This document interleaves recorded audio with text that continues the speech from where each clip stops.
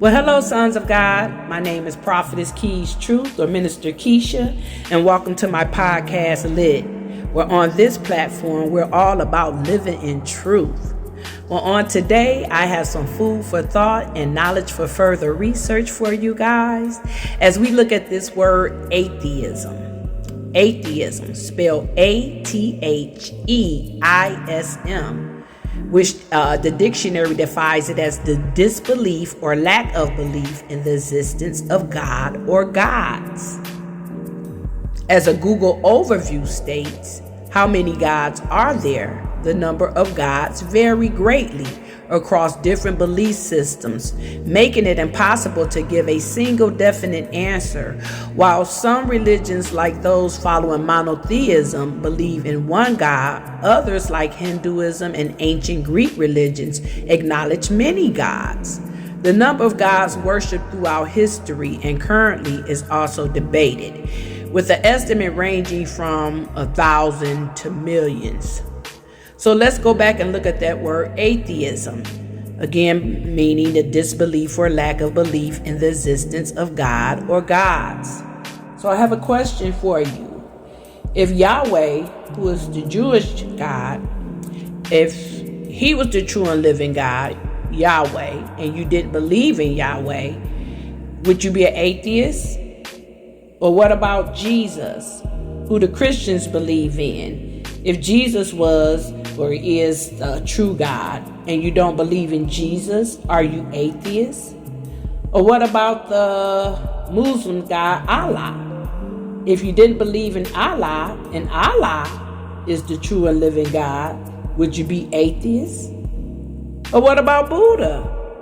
If Buddha was the true and living God and you didn't believe in Buddha, would you be an atheist?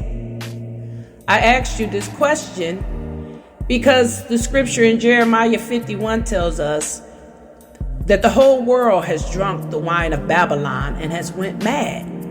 Verse 7 tells us that we have drunk this wine of deception and went mad.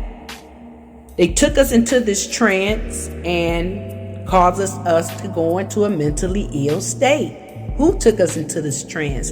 The systems of politics and religion, which are the Antichrist. They are the Antichrist because these things teaches you to look outside of yourself for the answers, for the God that you're looking for, the God that lives within each and every one of us. It's telling us that when you become a part of these religions, you become mentally ill. Not because I say so, because the biblical text tells us so. The whole earth has drunk these religions and has went mad because it caused us to be divided, conquered, and separated and not know thyself. And we must know thyself as God having a human experience. It's time for us to return back to this place consciously as Mother Nature is crying out for us according to Romans 8:19.